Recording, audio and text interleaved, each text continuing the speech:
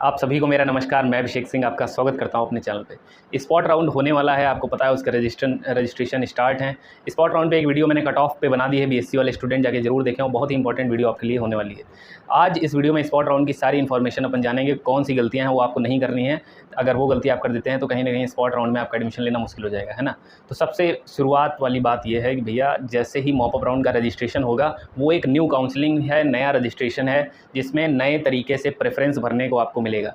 आप एक नया प्रेफरेंस भरोगे, आपको नई अपनी डिटेल फिल करनी है। EWS जनरल आप जो भी लगाना चाहते हैं वो लगा सकते हैं। वो स्टूडेंट भी इसमें पार्टिसिपेट कर सकते हैं जिन्होंने पहली बार, है ना, जो BHU में पहली बार काउंसलिंग करा रहे हैं, जिन्होंने अभी तक दूसरी यूनिवर्सिटी में किसी कहीं और एडमिशन वगैरह ले रखा था, वो लोग भी पार्टिसिपेट कर सकते हैं। और वो लोग भी पार्टिसिपेट कर सकते हैं जिन्होंने अभी तक, है ना, जिनको कोई सीट अलॉट नहीं हुई है, मार्क्स कम होने की वजह से या कट ऑफ नहीं क्लियर कर पाने की वजह से उनको कोई सीट अलॉट नहीं हुई, वो लोग भी इसमें पार्टिसिपेट कर सकते हैं। जिनको सीट अलॉट हुई मगर वो पेमेंट नहीं कर पाए किसी वजह से, ये 3 कैंडिडेट हैं जो इसमें एलिजिबल होंगे, जो पेमेंट कर सकते हैं, ठीक है, और एडमिशन अपना कंफर्म कर सकते हैं। अब देखो, कट ऑफ वाली वीडियो बहुत इंपॉर्टेंट है, चाहे वो आर्ट्स फैकल्टी के हों, एग्रीकल्चर के हों, BSc वाले हैं, सब लोगों को कट ऑफ वाली वीडियो देखनी है। तो उसको आपको आइडिया लगेगा कि भैया हमें फॉर्म फिल करना चाहिए या नहीं करना चाहिए। 1000 रुपये फ़ीस है जो कि नॉन रिफंडेबल है। जब आप 1000 रुपये वो फ़ीस पेमेंट कर देते हैं तो 2 उसमें चीज़ें हैं। नॉन रिफंडेबल उनके लिए है जिनको सीट ही नहीं अलॉट होगी, है ना। पहला राउंड होगा, दूसरा राउंड होगा, 2 राउंड अभी बताए गए हैं। अगर कोई और राउंड होगा तो वो आपको बताया जाएगा। तो पहली चीज़ है कि भैया 2 राउंड होने हैं, काउंसलिंग होगी। पहले में आएगा आपका, मान लीजिए कोई आपका प्रेफरेंस 5वें नंबर का मिल गया, आप अपग्रेड लगा दोगे, बढ़ गया तो बहुत अच्छा, नहीं तो कोई दिक्कत नहीं।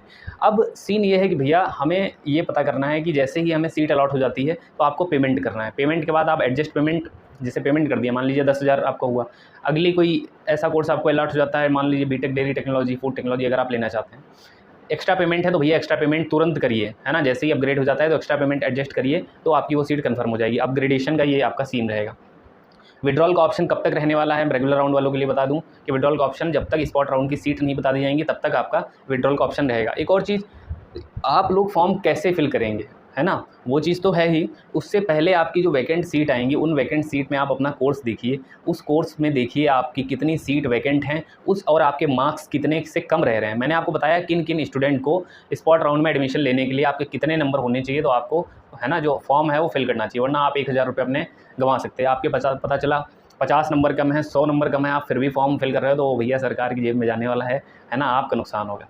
और अगर मान लीजिए आपका 1000 रुपये जो पेमेंट आप करते हो, आपको कोई सीट अलॉट हो जाती है, तो उसके बाद आपका वो जो 1000 रुपये आपने जो पेमेंट किया था वो एडजस्ट हो जाने वाला है। BSc की सीट जो है MMV और FMC में बहुत ज़्यादा सीट आपको देखने को नहीं मिलेंगी। लेकिन अगर मैं बात करूँ एफिलेटेड कॉलेजेस की, चाहे वो आपकी BA की मैक्सिमम सीट BA और BA सोशल, है ना, BA सोशल की कम होंगी, किसमें, मेन कैंपस और MMV में। लेकिन अगर मैं बात करूँ तो आर्ट्स की बहुत सारी सीटें आपको देखने को मिल जाएंगी। जो स्टूडेंट्स एफिलेटेड कॉलेज में लेना चाहते हैं, एफिलेटेड कॉलेज वालों के लिए मैं आपको बता दूँ कि भैया एफिलेटेड कॉलेज सबसे अच्छा DAV है, क्योंकि वहाँ गर्ल्स एंड बॉयज़ दोनों हैं और पढ़ाई भी, है ना, देखो पढ़ना खुद ही पड़ता है ना। कॉलेज आपको एक इन्वायरमेंट देता है। मेन कैंपस में लोग क्यों आना चाहते हैं, एक इन्वायरमेंट आपको मिलता है, एक अच्छा माहौल मिलता है। महिला महाविद्यालय गर्ल्स है तो, है ना, जो गर्ल्स का अपग्रेड हो जाता है तो ऑब्वियसली FMC में आना चाहती हैं। फिर मैं आपको बता दूं जो एफिलेटेड हैं, आप सबसे पहले किसको रखेंगे, पहले रखिए भैया DAV को, फिर आप AMPG, फिर VKM को लगभग बराबर रख सकते हैं, AMPG VKM, और सबसे लास्ट में रखिए VCW। ये सारी चीज़ें हैं। एफिलेटेड पे एक अलग वीडियो बनाऊंगा एक्स्ट्रा, तो उसको भी देखना मत भूलना। चैनल पे नया हो तो उसको सब्सक्राइब जरूर करके रखो, जब तक आपकी काउंसलिंग ना हो जाए, और कॉलेज टाइम पे भी मैं आपके बहुत काम आने वाला हूँ। बहुत सारी इन्फॉर्मेशन है जो मैं आपको बताने वाला हूँ। एक और इंपॉर्टेंट चीज़ ये होती है भैया, मॉपअप और स्पॉट राउंड वालों के लिए ड्रॉबैक की बात ये है कि भैया आपको हॉस्टल नहीं मिलता है ना। आपको हॉस्टल नहीं मिलेगा, लेकिन क्या कभी नहीं मिलेगा ऐसा नहीं है। आपको हॉस्टल कब मिल सकता है भैया, आप पहले सेमेस्टर के मार्क्स अच्छे लाइए, फिर आपको फर्स्ट ईयर में हॉस्टल अलॉट होगा तो आपको हॉस्टल मिल सकता है। हॉस्टल की बहुत सारी क्राइटेरिया होती हैं। आपको 70% अटेंडेंस मेंटेन रखना है, 4 CGPA पर सेमेस्टर, मतलब टोटल 1 साल में आपका 8 CGPA एवरेज होना चाहिए, वरना आपको हॉस्टल से बाहर कर दिया जाएगा और आपका ईयर बैक लग सकता है ना। ईयर बैक कब लगता है, आपके जब 3 सब्जेक्ट में लगातार बैक लग जाते हैं तो उसको ईयर बैक मान लिया जाता है। मान क्या, आपका 8 से ऊपर फिर CGPA नहीं बनेगा, एवरेज CGPA 8 से नहीं ऊपर जाएगा तो भैया आपका क्या लग जाएगा, बैक लग जाएगा।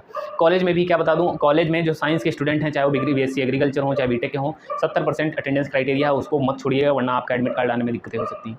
स्पॉट राउंड में एक और इंपॉर्टेंट चीज़ ये है कि भैया जब आप फॉर्म को फिल कर लेंगे, है ना, अलॉटमेंट के टाइम आपको एक्टिव रहना है। आपके जो डॉक्यूमेंट आप फिल करो, डॉक्यूमेंट आपके पास होने चाहिए। आपको भी डॉक्यूमेंट वेरिफिकेशन के लिए बुलाया जाएगा, तो सारी चीज़ें होनी चाहिए।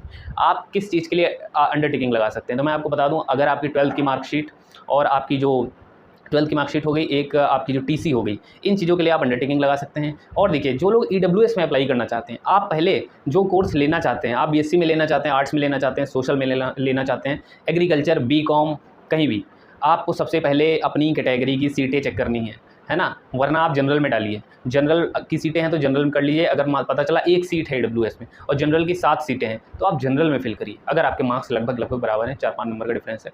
क्योंकि क्या है, पता चला एक ईडब्ल्यूएस की सीट है, आपने ईडब्ल्यूएस वहीं पे छट जाओगे काउंसलिंग में, तो वहाँ पर फ़ायदा नहीं है। फ़ायदा आपका कब है, जब आप बाकायदा वैकेंट सीट को एनालाइज़ करो कि हाँ भैया 15 सीटें हैं, मुझे बीएससी में किसी में भी एडमिशन चाहिए। जैसे बायो ग्रुप में देखो अर्थ साइंस है, जूलॉजी है, बॉटनी है, केमिस्ट्री है, जियोग्राफी है, ये सारे हैं, तो आप अप्लाई करिए। जैसे अगर मैं आपको बताऊँ एमएमवी में अगर होम साइंस की कुछ सीटें खाली रह जाती हैं तो आपको अगर सिर्फ बायो जैसे होम साइंस है और साथ में जूलॉजी मिल रहा है तो आप एक्सचेंज कर सकते हो। देखो ऑनर्स एक्सचेंज एक बार फिर बता दूं क्या चीज़ है। ऑनर्स भैया 1 साल बाद हम एक्सचेंज कर सकते हैं, अपने मेजर को माइनर और माइनर को मेजर बना सकते हैं। और जब 1 साल बाद आपका जो माइनर होगा उसका सिलेबस चेंज हो जाएगा, उसका सिलेबस थोड़ा हल्का हो जाएगा। फिर आपने जो आपका जो पहले सेमेस्टर में माइनर था और वो मेजर हो गया है तो उस मेजर का सिलेबस आपका मेजर के अकॉर्डिंग चलेगा, वास्ट सिलेबस रहेगा, वो आपका ऑनर्स होने वाला है। ऑनर्स तब होता है भैया जब आपके 75% या 7.5 सीजीपीए से ऊपर आपके नंबर होंगे, तभी आप 4th ईयर के लिए जाओगे, वरना आपको सिर्फ बीएससी केमिस्ट्री की डिग्री दी जाएगी 3 साल में। लेकिन अगर मैं बात करूँ 4 साल में तो आपको बीएससी ऑनर्स केमिस्ट्री की डिग्री दी जाएगी, ऑनर्स विद रिसर्च और इधर सिर्फ डिग्री मिलेगी। ये है 3-4 ईयर प्रोग्राम, आप समझ सकते हैं। तो स्पॉट राउंड में क्या क्या चीज़ें आपको ध्यान देनी है वो मैंने आपको बता दिया। और विड्रॉल जिनको मारना है वो पहले ही मार लें, आपको सीट पहले देखनी है कितनी सीट है, फिर आप रजिस्ट्रेशन करेंगे। 4 तारीख को रजिस्ट्रेशन है, आप लोग एक्टिव रहिएगा और मेरे साथ जुड़े रहिएगा। फॉर्म में जो भी सुधार हो सकते हैं, कैसे भरना है, क्या भरना है, सारी चीज़ें आपको बताने वाला हूँ। Thank you guys, all the very best. Channel को सब्सक्राइब और वीडियो को लाइक शेयर जरूर कर देना और टेलीग्राम और व्हाट्सएप ग्रुप को जरूर ज्वाइन करो। Thank you guys.